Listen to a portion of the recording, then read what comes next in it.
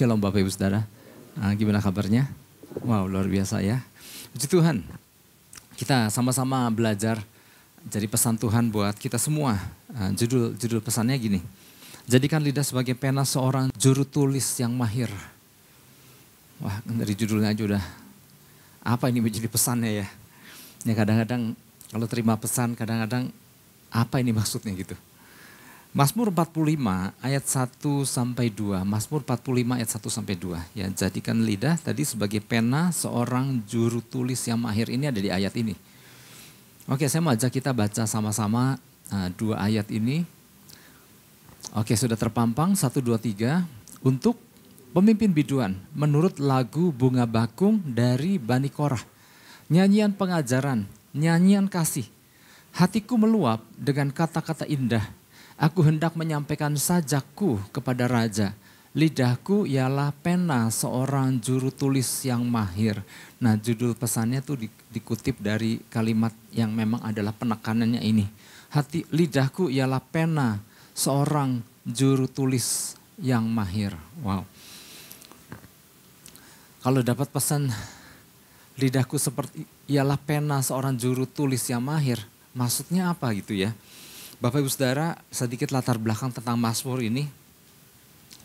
Ya memang Bapak Ibu Saudara baru baca dua ayat ini kan, memang dulu mungkin pernah baca semua, tetapi saya kan udah baca ya. Tetapi isinya adalah kata-kata daripada Bani Korah.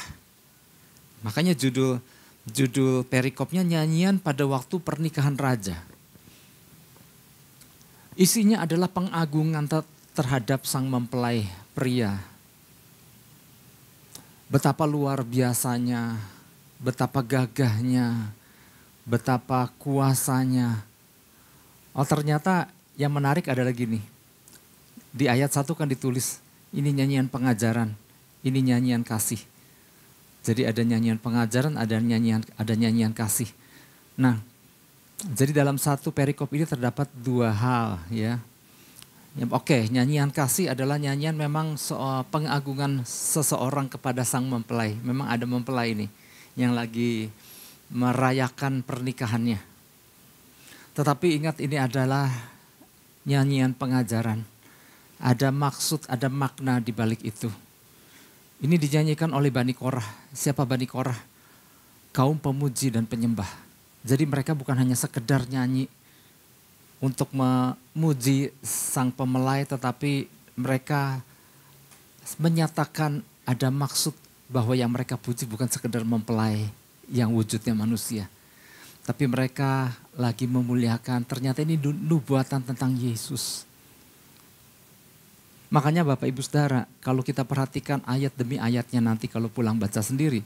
Di situ ada ayat-ayat yang ternyata dikutip oleh penulis surat Ibrani, di mana kutipannya itu adalah menceritakan tentang Yesus di Ibrani pasal 1. Jadi intinya adalah perikop Mazmur 45 ini adalah lagi berbicara tentang pengagungan seseorang terhadap mempelai pria. Di mana kita adalah mempelai wanitanya sebetulnya. Lagi bicara tentang pengagungan kepada Tuhan. Nah, dia menyebut dirinya, lidahku ialah pena seorang juru tulis yang mahir. Ya, jadi latar belakang seluruh perikop ini yang membuat kita menjadi mengerti apa maksudnya lidahku ialah pena seorang juru tulis yang mahir. Jadi dari mulut Bani Korah keluar pujian, keluar pengagungan. Bukan kepada manusia semata-mata, tetapi lagi berbicara tentang pengagungan kepada Tuhan. Jadi lidah yang dia miliki bagaikan pena yang sedang menulis perkara-perkara yang luar biasa tentang Tuhan. Nah, kata-kata tertulis di sini luar biasa ya. Ungkapan hati kekaguman seseorang atau kaum Bani Korah yang adalah mempelai kaum, berbicara kita semua mempelai wanita lagi mengagungkan Yesus sang mempelai pria ya. Kalau orang kagum Bapak Ibu, orang kagum itu gak cuman sekedar mata terbelalak aja. Ya pasti setiap kita pernah ngalami kekaguman ya. Lagi pergi ke sebuah tempat, lihat pemandangan yang indah. Dan waktu melihat pemandangan yang indah, kita takjub. Saudara bayangkan kalau saudara sendiri melihat pemandangan yang indah. Sependiam-pendiamnya kita. Gak mungkin cuma mata aja. Gitu ya. Gak mungkin cuma mata aja. Tetapi langsung dibarengi dengan apa? Luapan hati.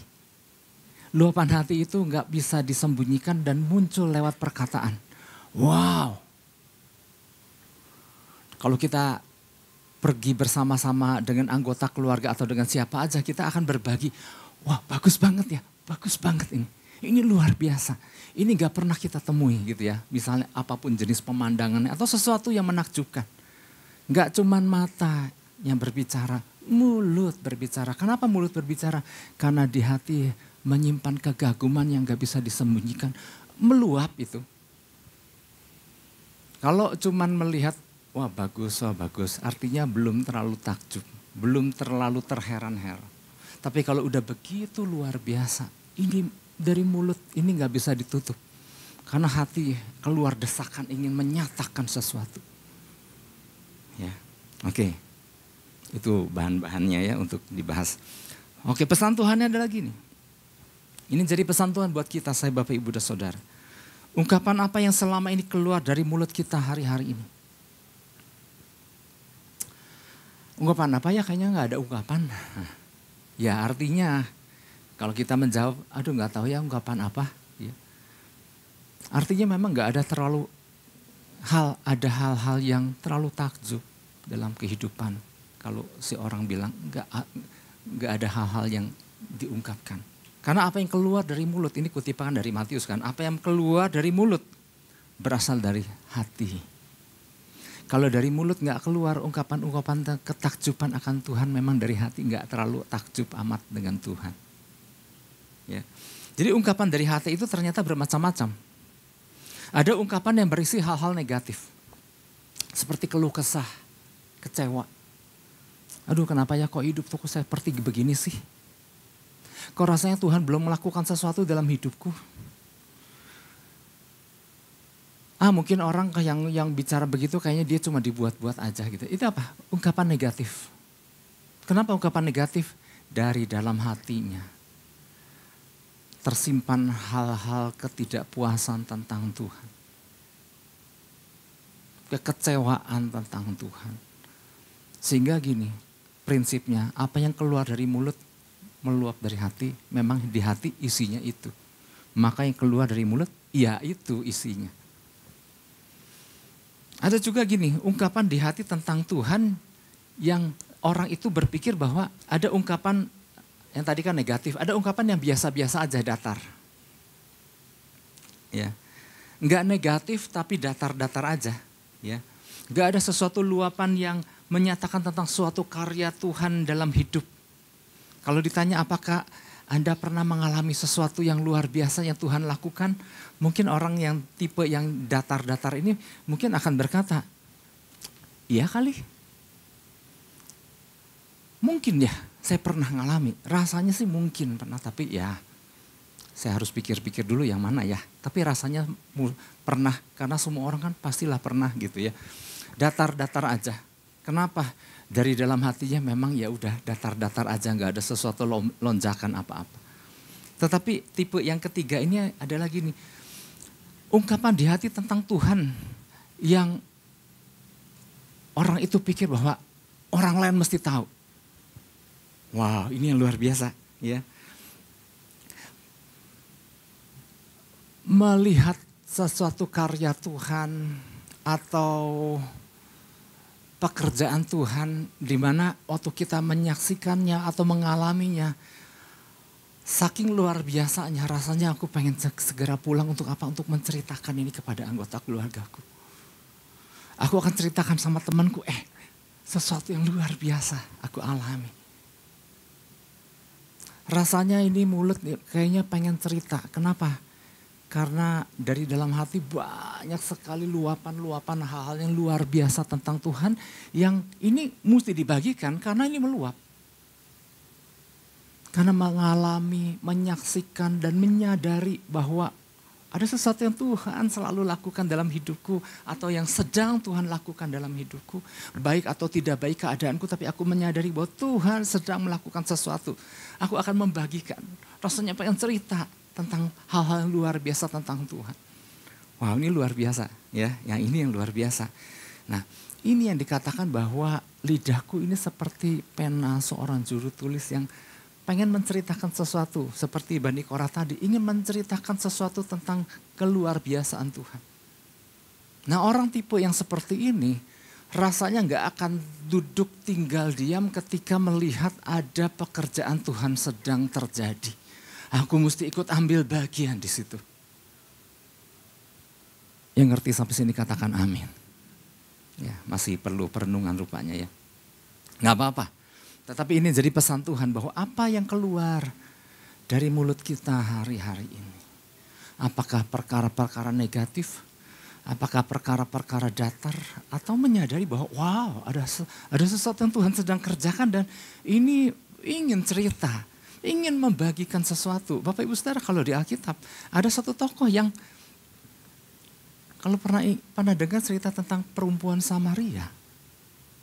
Terlepas dia seorang yang pendiam atau apa, tetapi Alkitab menceritakan bahwa dia seorang yang tertutup. Dia menutup diri. Dia merasa orang lain gak perlu tahu tentang kisah dia. Dia menyadari bahwa kisahnya gak bagus-bagus amat. Itulah sebabnya waktu orang-orang ngambil air di pagi hari, dia memilih untuk ambil air di sumur Yakub itu siang hari bolong. Di saat orang-orang gak ada. Buat dia, udah deh, orang lain gak perlu tahu kisah aku. Aku butuh air, aku bisa ambil nanti kapan waktu. Tanpa harus bersentuhan dengan orang lain. Tetapi hari itu, ada Yesus di sumur Yakub. Disitulah perjumpaan pertama dia dengan Yesus. Diawali dengan Yesus minta air. Tapi kemudian Yesus menawari bahwa dia punya sumber air yang gak pernah habis. Memancar sampai hidup yang kekal. Dan Yesus menyentuh kehidupan pribadinya bahwa dia ternyata sudah punya 5 suami. Yang sekarang tinggal pun bukan suaminya dia. Dan merasa wow. Dia berjumpa dengan seseorang yang luar biasa. Ini bukan cuma seorang rabi, ini bukan cuma sekedar guru. Ini juga ternyata bukan sekedar nabi. Ini Mesias. Bapak Ibu, sama kita ada di dalam posisi bahwa kita tahu Yesus bukan cuma sekedar guru. Katakan amin. Yesus juga bukan sekedar nabi. Tapi Yesus Mesias, katakan amin. Posisi sama, akhirnya tahu bahwa Yesus bukan Mesias. Tetapi perempuan Samaria ini kemudian meninggalkan tempayan-tempayannya. Yesus, nggak ada sih di Alkitab sih. Tolong jagain tempayanku. Saya nggak tahu dia ngomong apa, tapi tunggu bentar. Dia pergi ke kotanya. Dan dia menceritakan bahwa aku ketemu dengan Kristus. Rupanya dia ini Mesias. Ada sesuatu yang nggak bisa ditutup. Perjumpaan dengan Yesus. Ada luapan hati yang dia nggak bisa tutup. Mulutnya ingin cerita tentang hal yang luar biasa. Entahkah dia tadinya seorang yang pendiam, entahkah dia seorang yang tertutup, tapi luapan hati yang ketika dia melihat mengalami perjumpaan dengan Yesus, gak bisa ditutup hatinya. Luapannya, desakannya begitu besar sehingga dia harus cerita. Itulah sebabnya Samaria hari itu ngalami revival. Karena apa? Ada satu wanita yang mulutnya gak bisa ditutup, ingin cerita. Lidahnya seperti pena juru tulis yang mahir. Karena pena lidah juru tulis yang mahir yang milik Bani Korah itu. Dia gak bisa berhenti berbicara tentang kekagumannya akan Tuhan. Kita mulai paham maknanya. Apa yang hari-hari ini kita ceritakan di mulut kita. Apa yang hari-hari ini keluar dari mulut kita. Kita masing-masing kita cek aja. Tapi pesan Tuhan bilang, Tuhan mau setiap kita umatnya, anak-anak Tuhan. Dari mulutnya harus seperti pena seorang juru tulis yang mahir. Yang terus menulis, yang terus menceritakan tentang hal-hal yang luar biasa dari Tuhan. Bapak Ibu Saudara, dari sini kita akan berangkat. Melalui pesannya ini, Tuhan ingin kita dalam tanda kutip menulis sesuatu tentang Tuhan. Artinya gini, kita bisa menuangkannya dengan berbagai sarana. Mau cerita langsung. Kalau ada yang suka tulis buku harian, kalau ada yang suka menulis catatan apapun ya, saya mungkin maknanya nggak selalu harus literal tulis langsung, tetapi Tuhan mau kita menjadi orang-orang yang ceritakan tentang hal yang luar biasa tentang Tuhan. Ternyata Tuhan kita juga ada seorang penulis. Wah, di mana Pak? Bilang Tuhan kita seorang penulis. Ya, ternyata kita nggak menyadari ya. Tuhan ternyata adalah seorang penulis yang telah menulis banyak hal-hal yang luar biasa. Cuman memang dia nggak tulis langsung. Ya, hasilnya apa? Hasilnya nih ada di tangan saya. Lihat sini tuh. Hasilnya ini yang Tuhan tulis. Sambil kita buka 2 Timotius 3 ayat 16. Dia nggak nulis langsung, tapi dia suruh orang-orang pilihannya untuk tulis. Dia mengilhamkannya. Segala tulisan yang diilhamkan Allah memang bermanfaat untuk mengajar, untuk menyatakan kesalahan, untuk memperbaiki kelakuan, dan untuk mendidik orang dalam kebenaran. Dia juga seorang penulis. Ini hasil karyanya yang luar biasa. Ya, orang-orang yang dipercayakan Tuhan untuk menulis, kok bisa? Oh, dia diilhamkan oleh Tuhan. Ada Roh Kudus yang memberikan inspirasi untuk menulis. Wow, jadi beberapa prinsip yang perlu kita sadari. Bahwa terlepas tipe seperti apa diri kita ini, kita seharusnya bisa menjadi seorang juru tulis untuk menuliskan sesuatu tentang Tuhan kita. Yang pertama, sadari bahwa hanya Anda satu-satunya yang memiliki kisah unik atau pengalaman unik tentang Anda bersama Tuhan yang tidak dimiliki oleh orang lain. Ya. Sadar nggak kita Bapak Ibu Saudara bahwa kita adalah orang yang hanya kita yang punya pengalaman unik diri kita sendiri yang berbeda dengan orang lain. Yang sadar katakan amin. Tuhan punya cara yang luar biasa di dalam menjamah hati pribadi lepas pribadi sehingga masing-masing pribadi itu punya pengalaman pribadi yang unik yang beda dengan orang lain. Dan setiap kita saat ini di dalam Kristus pasti punya. Ya. Artinya Tuhan telah melakukan sesuatu yang luar biasa dalam hidup setiap kita masing-masing. Ayatnya masih sama ayat ini ya, Mazmur 45 ayat 1 dan 2.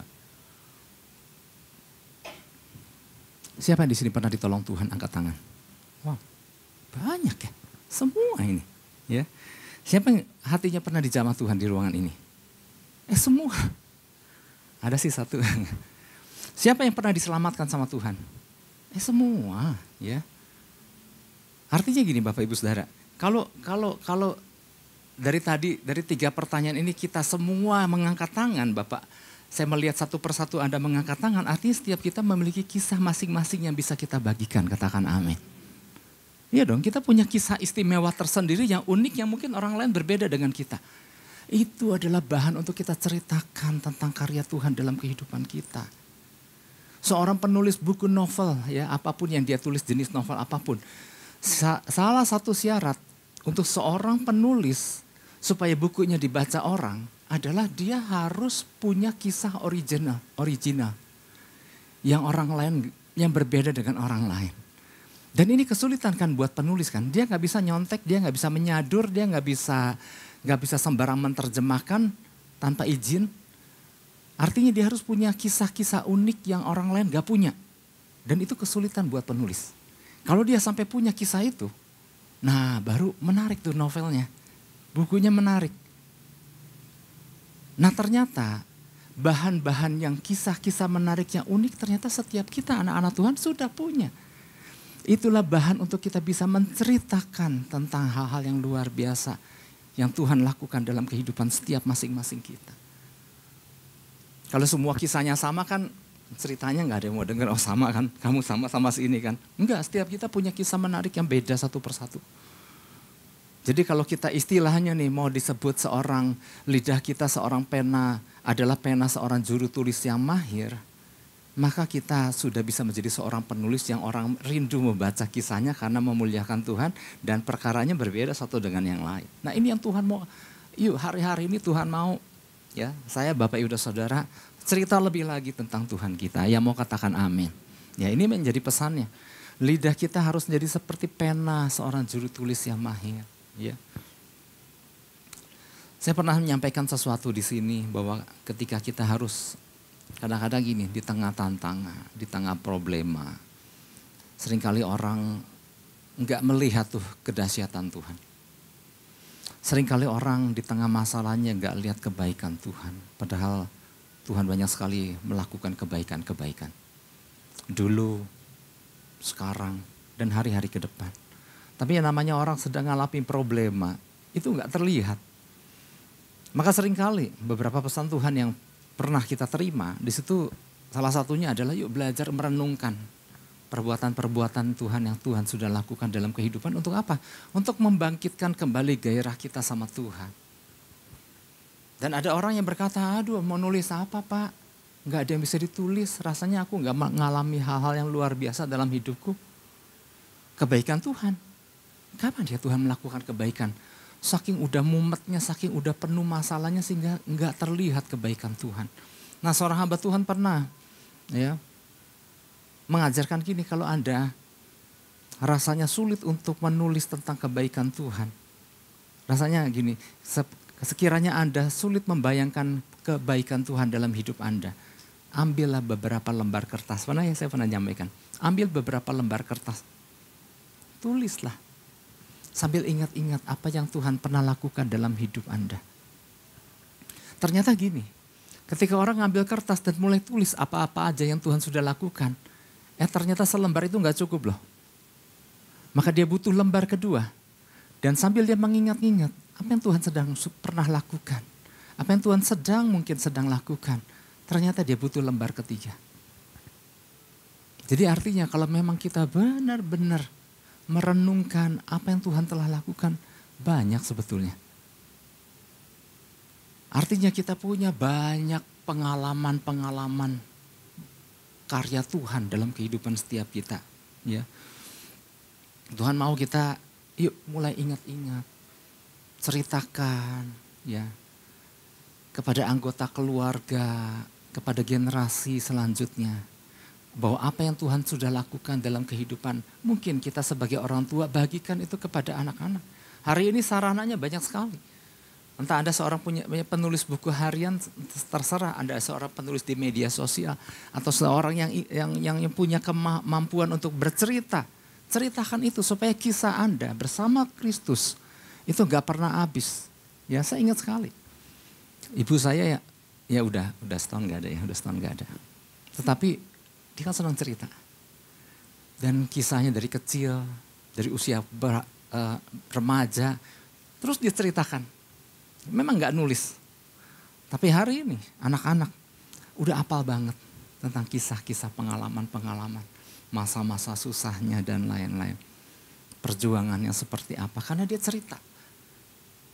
Nah gimana dengan kita sebagai orang tua hari ini? Kita punya pengalaman yang luar biasa bersama Kristus, apakah kita ceritakan? Karena apa? Kita butuh, Tuhan butuh. Artinya Tuhan mau kita sebagai generasi di atas menceritakan tentang hal-hal yang luar biasa tentang Tuhan kepada generasi selanjutnya supaya apa? Kekaguman generasi selanjutnya tentang Tuhan nggak pernah habis. Kita sering mendengar bahwa di kitab Yosua, ketika Yosua sudah dipercaya menjadi pemimpin bagi bangsa Israel. Yang sebentar lagi dia harus menyeberangkan bangsa Israel ke tanah perjanjian. Kan mereka harus menyeberang lewat sungai Yordan kan. Sungai Yordan waktu itu begitu lebar, begitu dalam. Tetapi ketika Yosua mengikuti instruksi Tuhan, apa yang terjadi? Ketika kaki imam masuk ke dalam air, maka berhentilah air sungai Yordan mengalir. Artinya sungai Yordan terputus. Sehingga bangsa Israel bisa menyeberang satu persatu semua ke seberang, yaitu tanah perjanjian. Di bagian terakhir, Yosua panggil ke-12 kepala suku. Kalian 12 kepala suku, sebelum air ini tertutup, kalian turun ke dasar sungai dan ambil batu yang ada di dasar sungai. Dan kemudian kalian panggul batu itu dan bawa ke seberang ke wilayah tanah perjanjian. Kalian tumpuk batu-batu itu menjadi tugu peringatan. Lalu ada yang bertanya, untuk apa ini semua? Supaya kalau anak-anakmu bertanya, ini batu dari mana? Kok beda?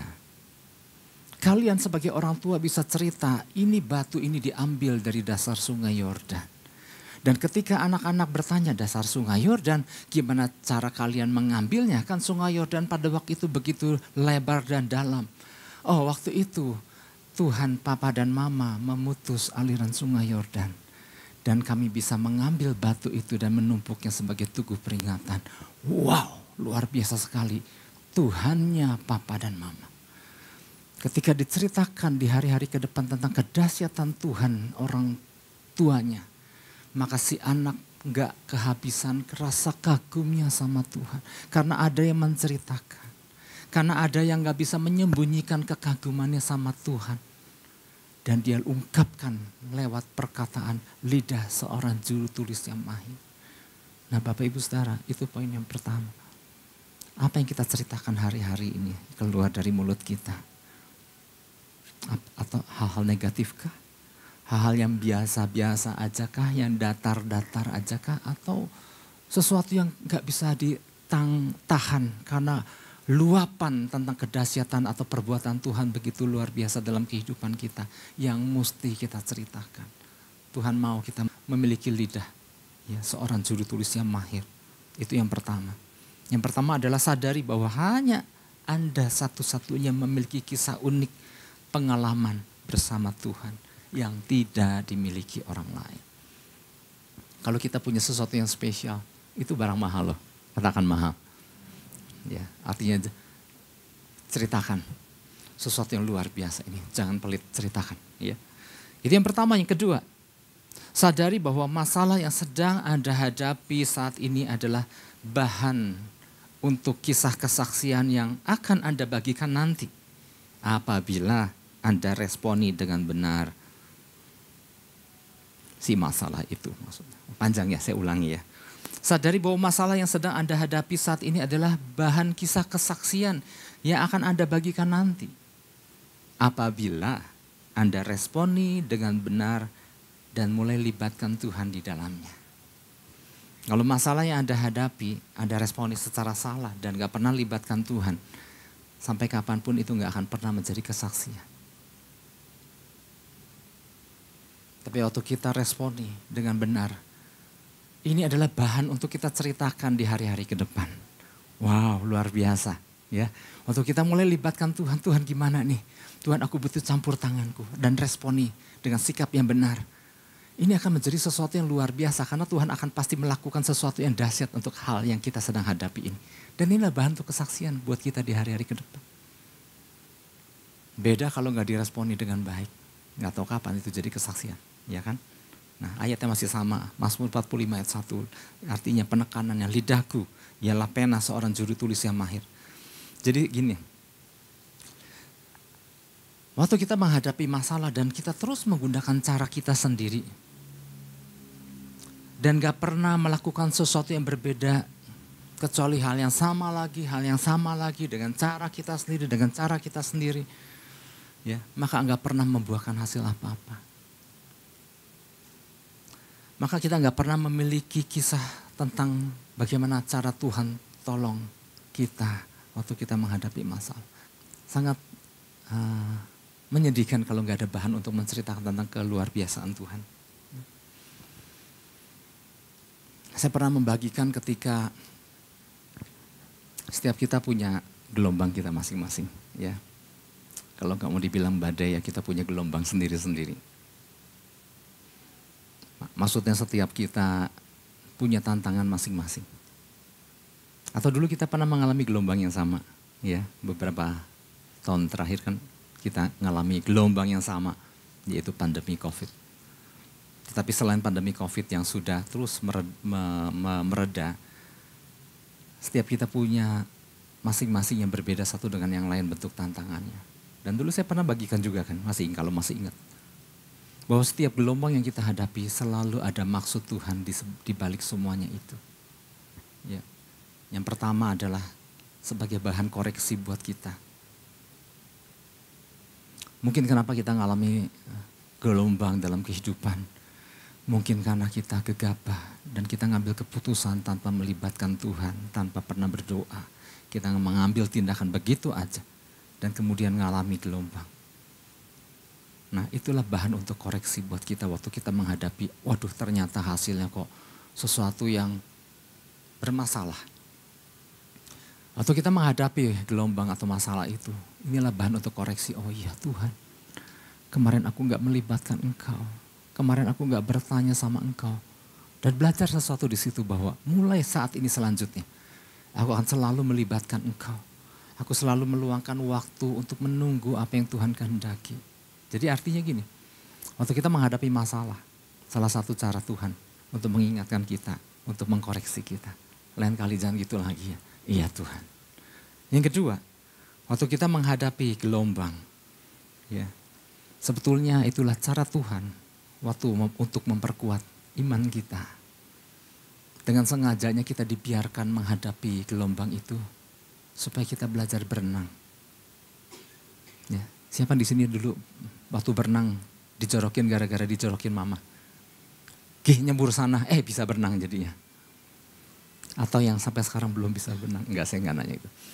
Artinya kadang-kadang sengajanya Tuhan menyeburkan kita ke dalam suatu kondisi supaya kita gini, yuk belajar di situ. Tapi orang percaya kan, seringkali doanya kan salah. Selalu doa Tuhan, singkirkan masalah dari kehidupanku. Iya kan? Seringkali kan orang pada waktu pandemi kemarin kan salah satu doanya kan Tuhan, hentikan pandemi.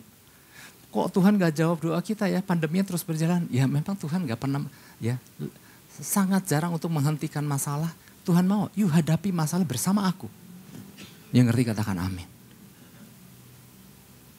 Tuhan mau kita hadapi masalah, tapi bersama Tuhan, jangan sendiri. Ini yang membuat kita menjadi kuat. Ya, makanya kan di dalam doa Yesus di Taman Getsemani yang tercatat di Yohanes 17. Dia doa kepada Bapa Sorgawi. Ya, Yohanes 17 ayat 15. Dia doa kepada Bapa Sorgawi, dia bilang gini. Aku tidak meminta supaya engkau mengambil mereka dari dunia. Tetapi supaya engkau melindungi mereka daripada yang jahat. Ya kan? Waktu Yesus berdoa tentang apa yang akan terjadi di bumi selanjutnya. Dia berdoa kepada Bapa di surga.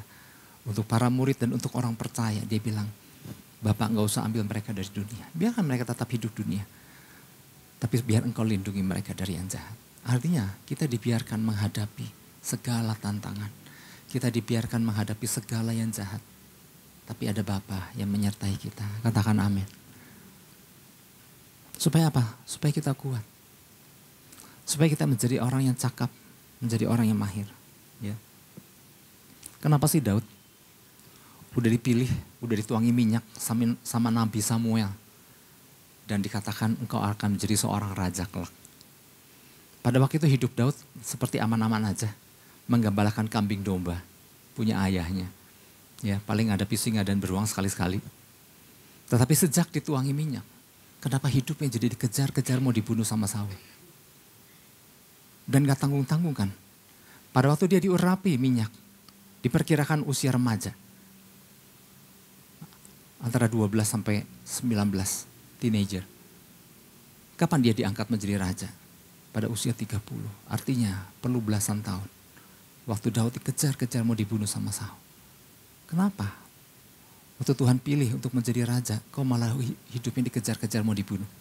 Karena gini, untuk menjadi raja bagi bangsa Israel, perlu seorang yang tangguh, perlu seorang yang ulet, perlu seorang yang menggantungkan pengharapannya sama Tuhan, perlu seorang yang imannya teguh.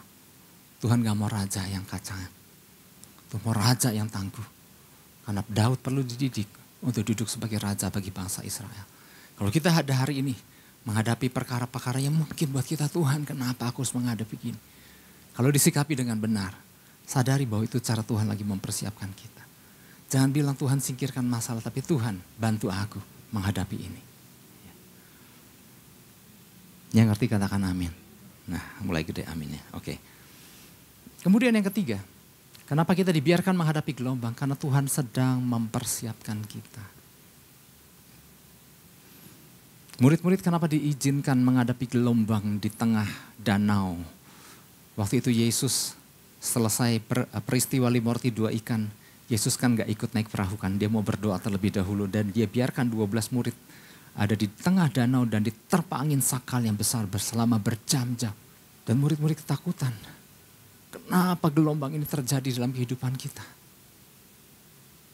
Ternyata adalah di ujung sana, di Genesaret, sudah ada orang-orang yang sudah menunggu pelayanan mereka. Artinya gini, kadang kita nggak tahu. kalau Tuhan sedang mempersiapkan kita. Dan kalau kita sadar bahwa Tuhan sedang mempersiapkan kita, maka kita akan belajar meresponi setiap masalah dengan baik. Karena kita tahu, wow, ini Tuhan lagi menyiapkan apa lagi buat aku. Tuhan lagi menyiapkan apa lagi buat aku. Mungkin hari ini kita ngadapi nggak enak.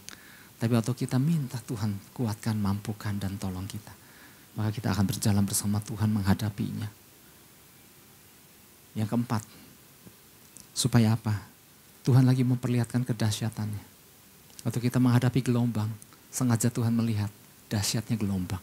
Dan Tuhan akan membiarkan kita lihat cara aku menenteramkan badai itu. Pengalaman itu membuat kita terkagum-kagum akan Tuhan. Kita buka Matius 14 ayat 33. Nah, waktu kita terkagum-kagum akan Tuhan, maka waktu selesai badai itu, kita punya banyak kisah luar biasa. Di situ dikatakan, dan orang-orang yang ada di perahu menyembah Dia, katanya, sesungguhnya engkau anak Allah. Kalau sebelum peristiwa ini, cara pandang murid-murid terhadap Yesus, betul, Dia seorang guru, itu kan guru kita. Dia kan guru yang baik. Dia kan bisa melakukan mujizat, ya. Ya, bangsa 5 roti 2 ikan mah kita udah sering lihat ya. Tapi dia baru lihat kalau ada Yesus bisa berjalan di atas air dan menenteramkan badai yang begitu besar. Baru mereka bisa berkata, sesungguhnya engkau anak Allah. Waktu kita diizinkan menghadapi problema dan kita responi dengan benar, maka kita akan melihat cara Tuhan melakukan sesuatu dengan luar biasa di depan mata kita. Dan ini membuat kita punya banyak bahan untuk cerita. Wow, bagaimana cara Tuhan tolong aku. Dan ini membuat kita gak bisa habis-habisan bercerita bahwa ada karya Tuhan yang sedang terjadi dalam hidupku. Berapa hari kemarin saya mau pulang cepet-cepet, kenapa saya mau cerita. Di tengah jalan saya udah cerita teman saya. Di tengah jalan saya udah cerita kakak saya. Di rumah saya cerita. Kenapa? Tuhan baru melakukan sesuatu yang luar biasa. Rasanya mulut gak bisa cerita, gak bisa diam. Ada ungkapan, ingin cerita. Nah Bapak Ibu Saudara, saya gak perpanjang lebar. Apa sih maksudnya? Tuhan mau lidah kita seperti pena, seorang juru tulis yang mahir. Tuhan mau dari mulut kita, dari lidah kita, keluar kisah-kisah dahsyat tentang Tuhan. Di tengah problema yang kita hadapi, kita melihat ada pertolongan Tuhan, ada cara Tuhan. Mungkin badainya masih berlangsung, ya, deburan anginnya masih terasa. Tapi di situ kita melihat Tuhan sedang tolong kita, Tuhan sedang berkarya. Yang ngerti katakan amin. Tuhan mau ceritakan itu. Yang mau cerita katakan amin dan beri tepuk tangan buat Tuhan Yesus. Haleluya. Kita mau berdoa.